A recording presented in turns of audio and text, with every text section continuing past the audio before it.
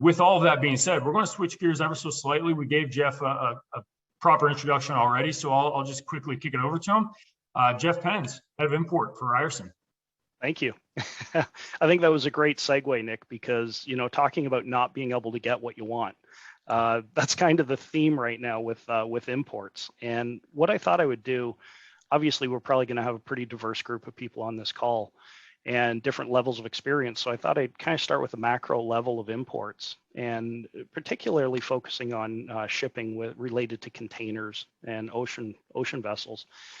And I think by starting and understanding the global shopping cart right now, that 80% of the world's goods are moved by freight, by ocean, that puts it in perspective just how big of a situation we're talking about here. The next part there on the slide, the containers, when people talk about containers, they refer to them in TEUs, and that stands for a 20-foot equivalent unit. So if someone's talking about a 40-foot container, that's 2 TEUs, just to put it into perspective. The situation that we have right now, one of the main factors contributing to this shortage of everything that you mentioned before, the last major build of containers was 2005 to 2009. And the reason that's significant is the average lifespan of a container is actually 15 years. So what we have is the last major build. Those containers are coming due, and they need to be replaced. They need to be upgraded.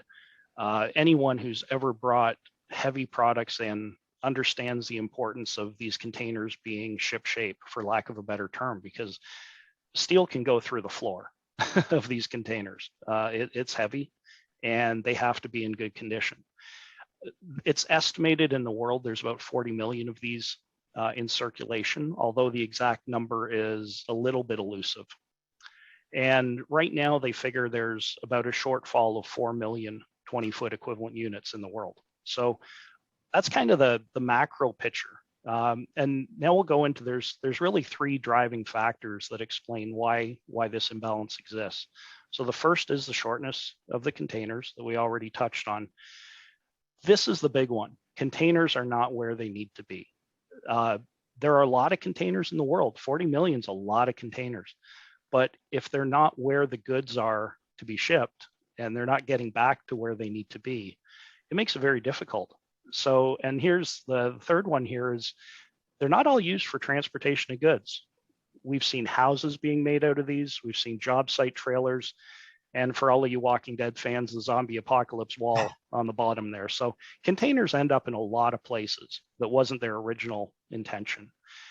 Some of the factors that have driven us to this point are things like cut and run.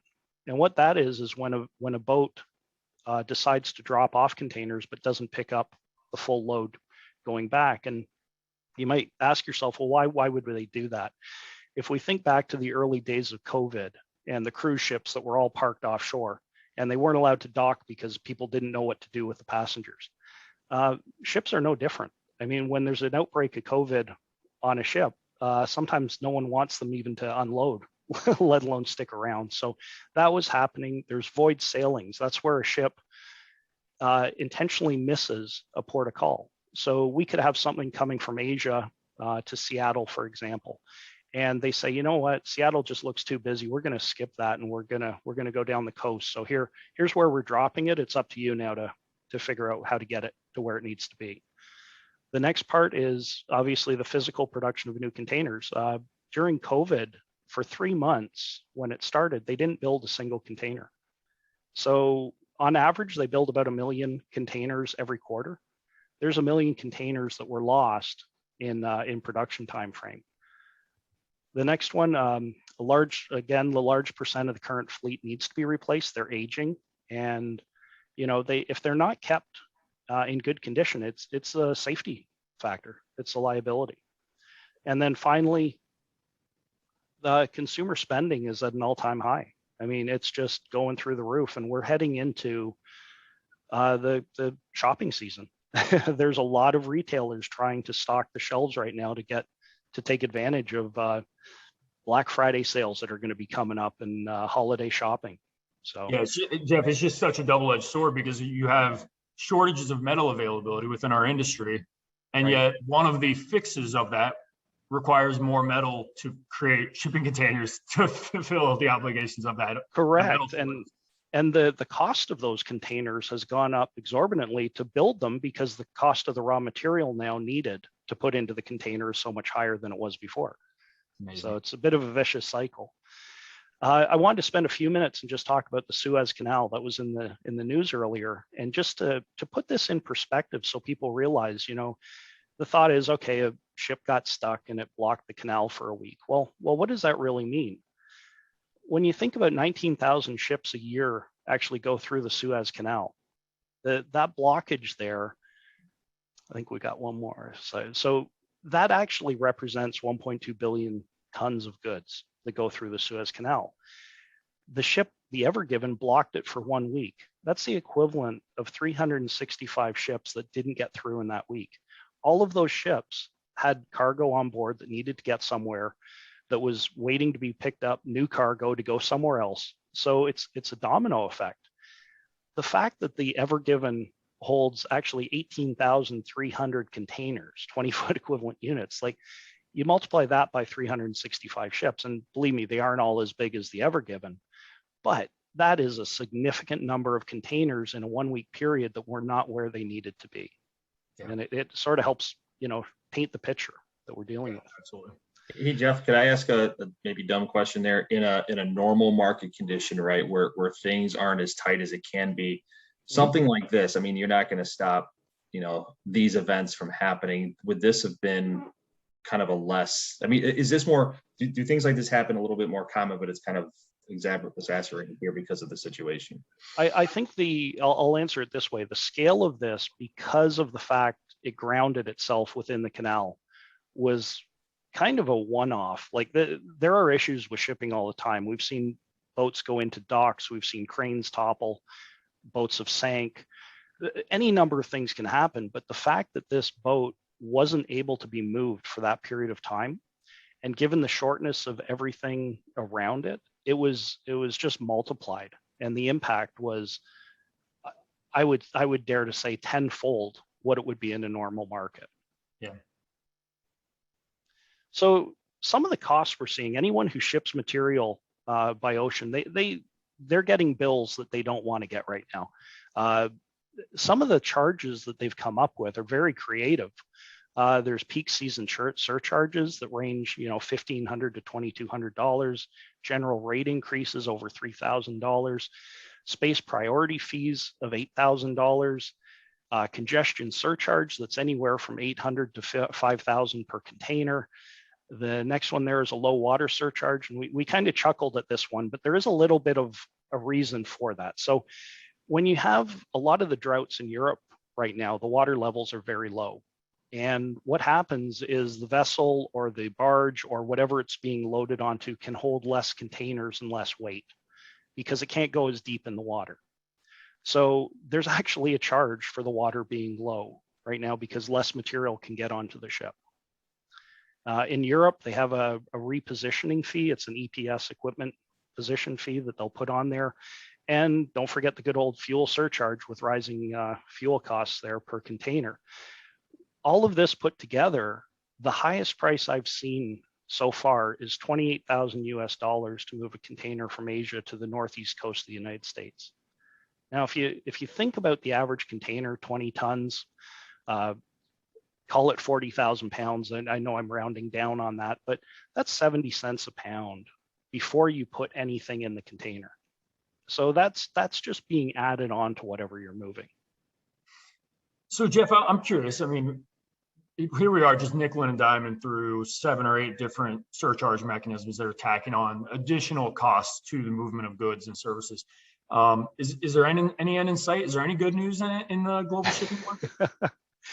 Well, you know what? It's a great question. Right now, I don't foresee anything in the immediate future. And the reason I say that is a lot of people who are booking cargoes, we're well into Q1 in a lot of cases. Some mills are even past that. And a lot of the prices are already baked in. Now, we've done our best to mitigate that. So if there's an adjustment, we can accommodate. But I don't see it coming down anytime soon until this imbalance is taken care of. And I think it's on the next couple slides here that we'll get into things that are causing even more trouble for us. And this section is just in the headlines. People like Costco, they're renting full container ships now to ensure that their goods get to market. What that's doing is taking containers out of play, out of the general population. And then you have retailers like Walmart and Home Depot and IKEA that are doing the same thing. So they're taking it into their own hands to guarantee that they are going to have goods coming in. And as we know, there's a finite number of containers, there's a finite number of boats. And this is all, playing into the fact that to your point earlier, Nick, the shortage of everything, it is a premium. And I think one of the frustrating things when you're buying material, in the past, your freight was very solid. I mean, you had some seasonal surcharges that would be added. That was nothing new, but generally you were talking about pennies when you were adding it to the cost of the goods coming in, and it was fairly stable for the most part. And more than that, it was reliable, and the freight companies would be able to give you freight as a forward look. Now it's moved to a spot market. It's incredible that it's become the commodity that it has. Jeff, this might play into the question of the headlines that you have, but we have a question from the audience where they're starting to hear that crew members may not renew their contracts because they're being stuck on ships for, call it 18 plus months. Now, is that something you've heard? I have heard the issues with the crew members because think about the governments around the world and the COVID vaccines and policies and everything else going on. Every port of call has a different standard, whether you need a vaccination, you need a negative test, you need whatever it is. So these crew members are in fact getting stuck on the ships, and it's very difficult for them to leave. So if you're, a lot of them want, I don't want to generalize, but a lot of them would like to work a certain number of years or a certain number of months, take some time off, then go back full scale and just do it again. Well, if you miss that window for going home, that can be a little bit depressing for people. I go back to, you mentioned the time in China, and when they have their New Year's, there's a mass migration of people that takes place. The workers want to go home. And one of the big reasons for that is a lot of companies employ their staff on site. There's dorms for people, especially in the manufacturing industry.